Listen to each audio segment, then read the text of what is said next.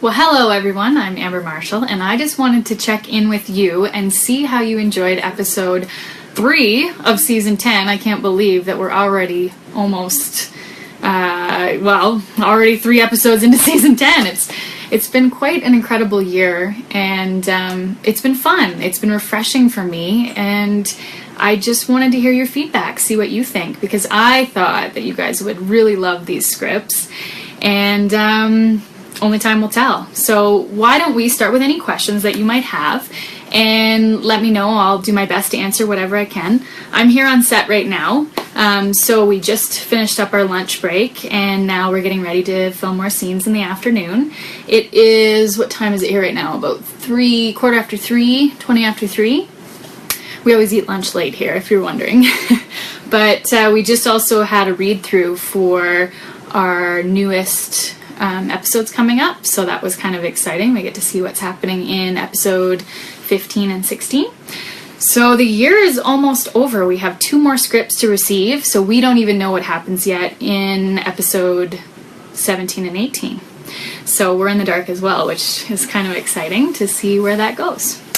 So, we've got lots of comments coming in, lots of hearts. Yes, if you tap, how do you get hearts? If you tap the screen, I think, or tap like.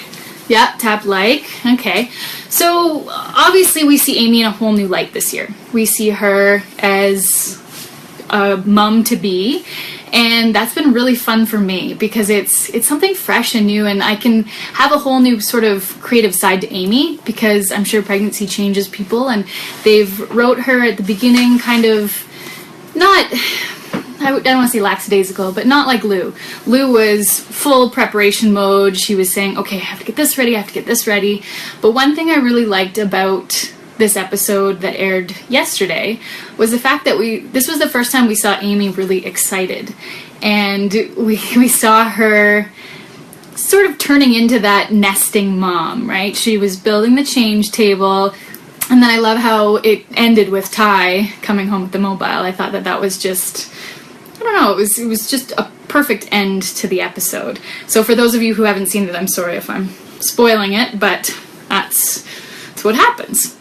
We also got to see some really cool things with endangered species. And on Heartland, we try to cover a lot of different topics that are relevant to today and what's going on around us. And I know many of us were impacted and with the story of Cecil the lion. So we did cover that story, and we see that how Ty and Bob are affected by that as well, being so closely connected with wildlife. So what do we think of that? Did we think that's a cool new journey or venture with Bob? Okay, let's see here.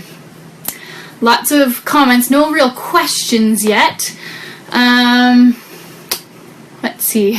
Now, you guys always ask me about Netflix and different broadcasts and things like that. I have no control over that. I have no... the best thing to do is contact whatever country you're in, the Netflix provider or the cable provider, because I don't call Netflix and tell them when to air Heartland. So, about those questions, let's ask questions about this episode or the last couple episodes in general. Because again, season 11, I don't know. We don't know any of this information until probably the springtime when we get all the ratings back and we see if you guys actually enjoy the show still, and then we can decide if we want to make another season or not. Okay. I know many of you have had a bunch of different ideas on Thai and Mongolia, and it's going to be really interesting to see this next episode because Ty has a lot of decisions to make. Bob really, really, really wants him to go, obviously, as you saw in that last episode. And I think you're going to actually be really impressed with Ty's maturity over this season and how he chooses to handle situations, and Amy being pregnant and him being a dad, and it's all going to be very fresh and new for Amy and Ty, which I absolutely love. Is it hard not working on the horses? Does that mean Amy this year is not riding because she is pregnant? It's, for me actually, it's been kind of cool because I used to ride every day on set pretty much. So when I got home, the last thing I wanted to do was get on my own horses and go for a ride. But this year, since I haven't been riding on set, I get home and I say, hey, Sean, which is my husband, let's go for a ride, because I don't get to do it all day.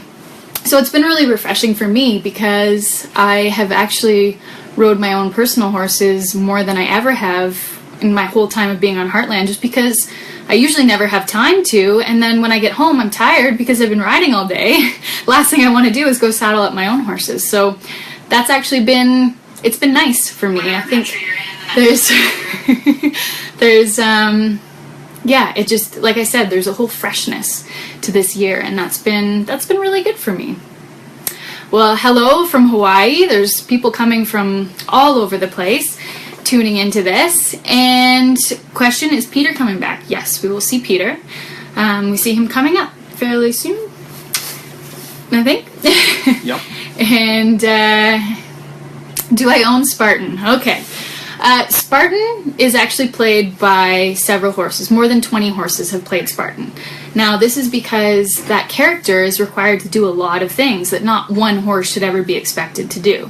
So if we need Spartan to lay down, we bring in a horse that knows how to lay down. If we need Spartan to rear, we bring a different horse in that does that. Or to jump, or to stand there, or to run across a field, or there's a different Spartan for everything that he's required to do. So no, I do not own any horse that has ever played Spartan.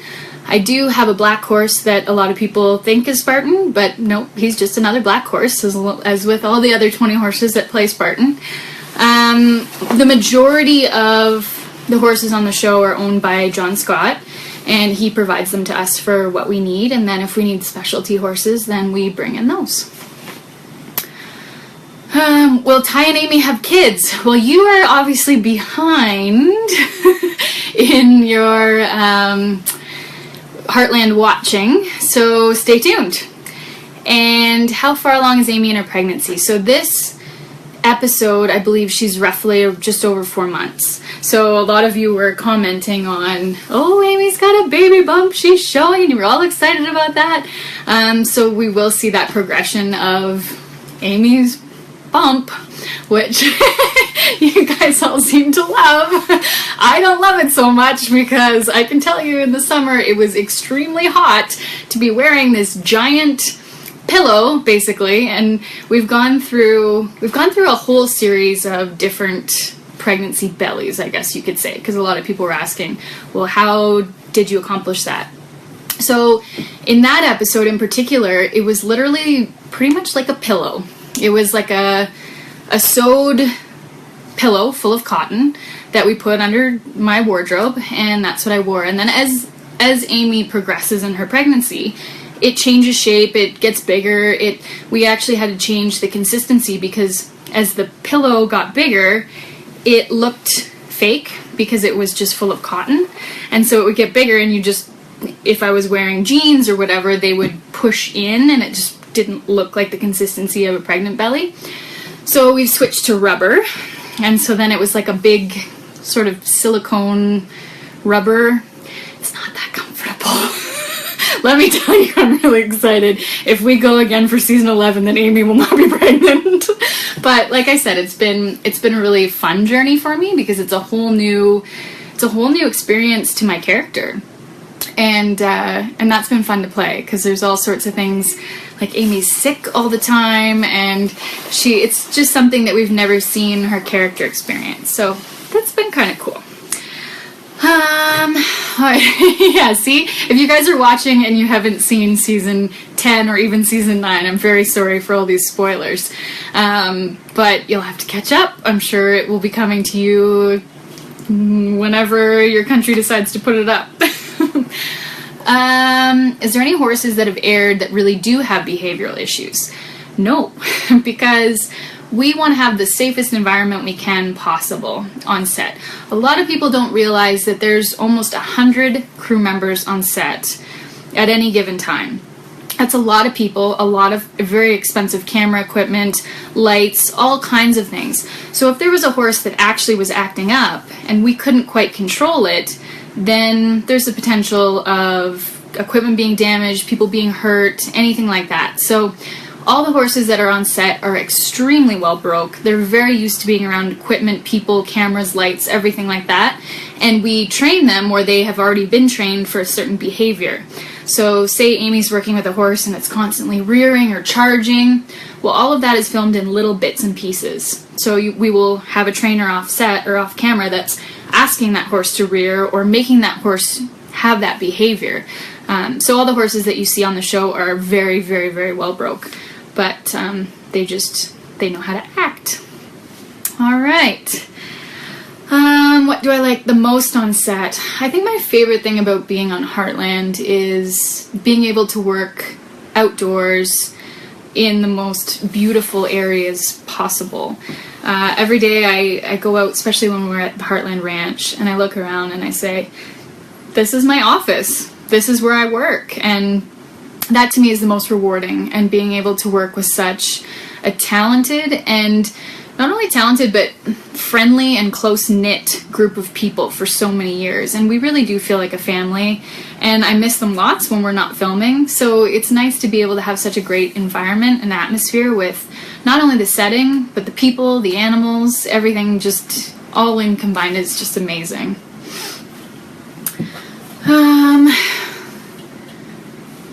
Okay, is the Heartland Ranch open for tourists? We get this question a lot, and I so wish it was, because it's such an incredible place, and I know that so many people would get just as much as I do out of it every time I go there. But sadly, no, it's owned by a private family that Heartland rents from this family.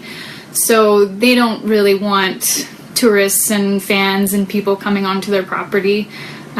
We rent it for when we need it, and then obviously the family that lives there that's their home. So I know that some of you have stumbled across it and found it in your travels, and I just ask that you give that family some respect and make sure that you don't actually trespass on the property, because we have had some people do that. But no, sadly you cannot go to the Heartland Ranch. You can go to Maggie's Diner in High River. You can't go in the diner because a lot of people think that it's an operational working diner, but you can go and take pictures out front, and that is right downtown High River. And they also have a museum there with lots of different Heartland memorabilia and things like that as well. Okay, let's see some more questions. How did I first get into acting? When I was 8, when I was very young, I was always constantly putting on little plays for my parents, and I would force them to sit there and watch me for hours while I made it up as I went along. And so when I was 8 years old, my parents put me into a theatre school in my hometown of London, Ontario. And I loved it. I couldn't get enough of it. So then when I was 12, I started going to Toronto, which was a 2.5, 3-hour drive from where I lived, and auditioning for television roles and movies and things like that. And my mom would take me down to all these auditions, and that's kind of how I got involved in that.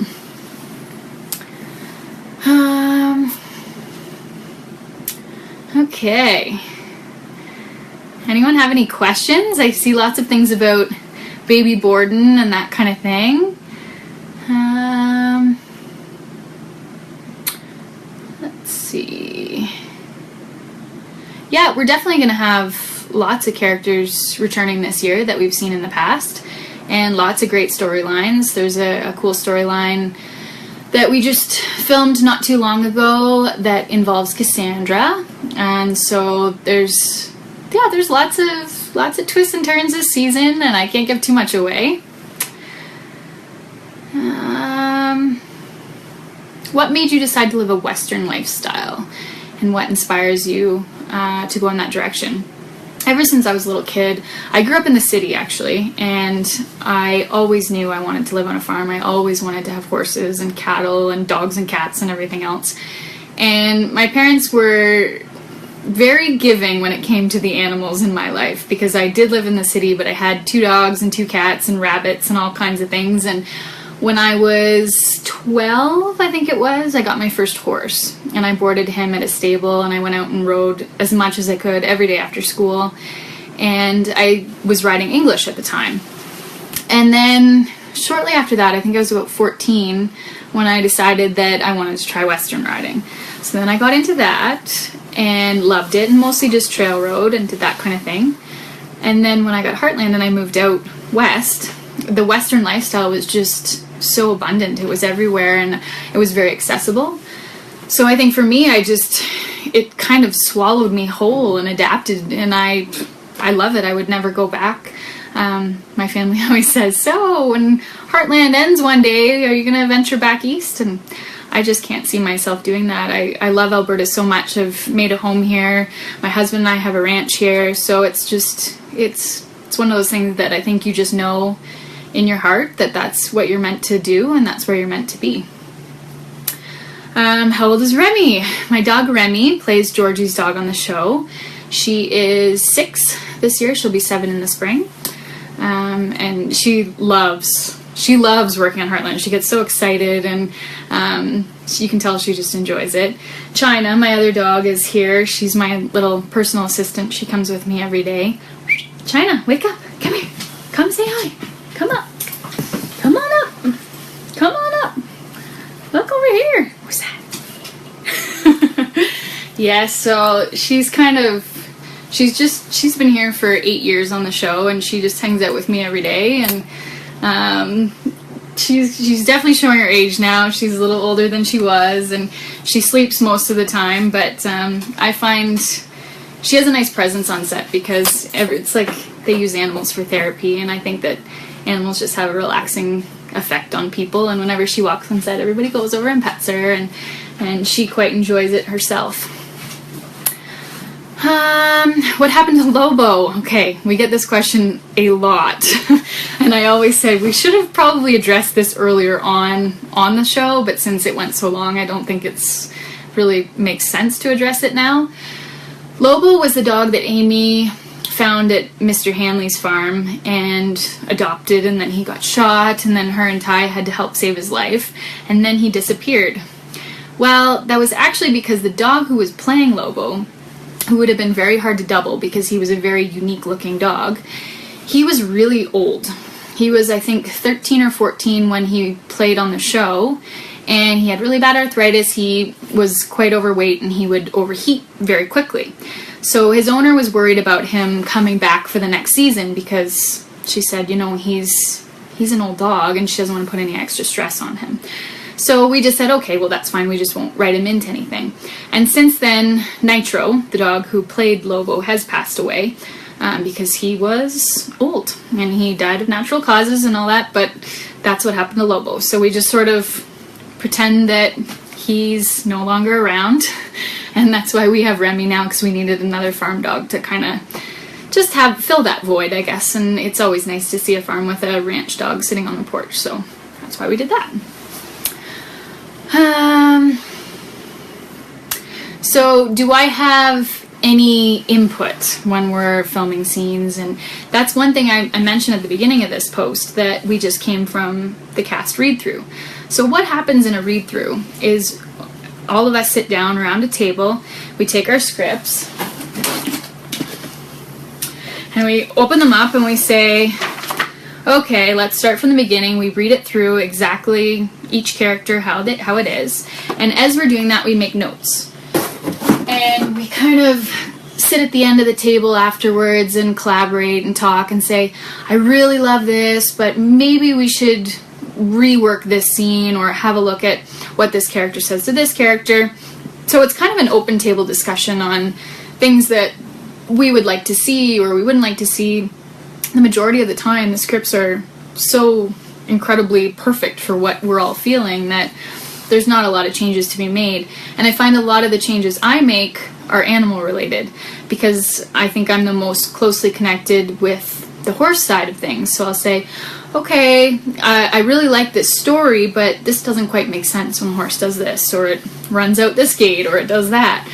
So there's definitely room for input from all of us. That doesn't mean that it has to be changed or it gets changed, but it's nice to be able to have that freedom to talk about it. Am I going to sing again in season 10? Yes. Coming up very soon. And this was funny for me because I remember hearing oh yeah, you're gonna be singing again.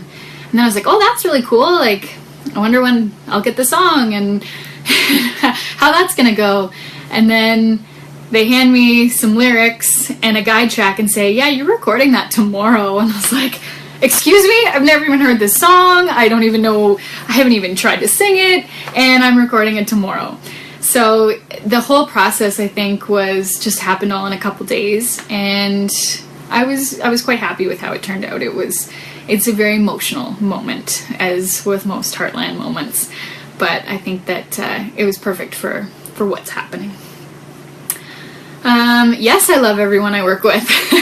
And we covered that earlier. It's such a great family atmosphere, everybody. And I think that's one of the things with Heartland is that the show itself is very wholesome. It's a very close-knit group because everybody that works on Heartland is very genuine and just enjoys each other's company. And also the atmosphere makes a big difference. Being outside every day, you're not forced to be together in a small space, which helps, especially being with 100 people every day. You know, there's bound to be disagreements and things like that. But when you have the space to go and literally walk it off, and you're looking at mountains and horses and a beautiful vista, it definitely helps.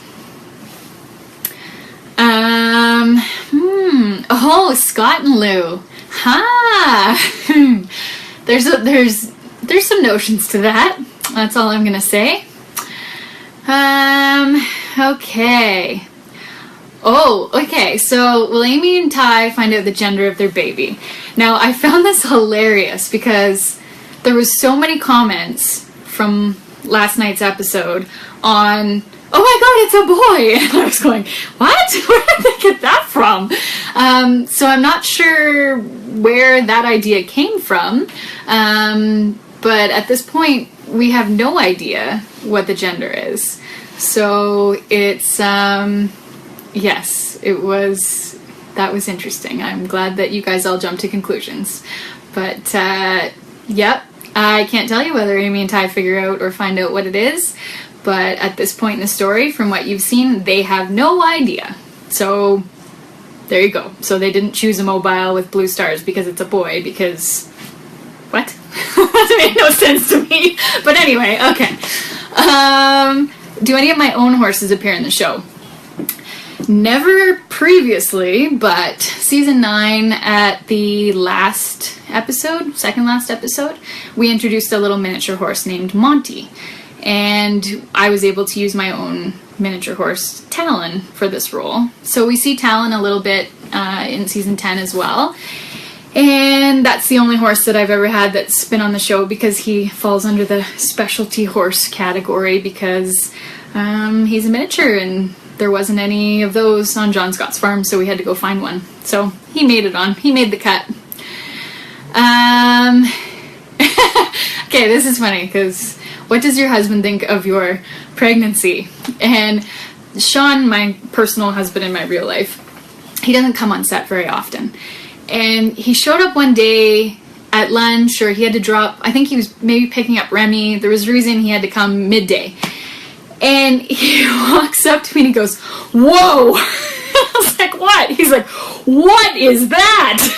And I went, oh, okay, so now I know what I'm dealing with when I actually do get pregnant, because that was not the reaction I was hoping for. And he was like, no. He's like, well, I just saw you this morning, and it was just kind of a shock for me to walk up to you and see that. Because at the time, Amy was quite a bit further along than what we've seen. So I had a fairly big belly, and I was like, yeah, I guess that's true. If you never see that on someone, and then all of a sudden you show up and they just have a giant baby belly, it's probably a little startling. So I found that funny. So we don't have too much more time because they need me back on set right away. But I just wanted to wrap up and say that I'm really excited about this season. And I think that it's been fresh, new, creative, different than all the other seasons, which is pretty cool because after a show has been on the air for 10 years, that's sometimes what you run into. You don't want it to just become stagnant. You don't want to fall into the same sort of flow of each character. And this year, I find that all of the characters, every one of them, has been given a new new journey, I guess you could say, and it just really has spiced up the whole show. So I'm very excited to see what future episodes bring and what you guys think of them. And make sure you tune in next Sunday at 7 for a whole new episode of Heartland. See ya.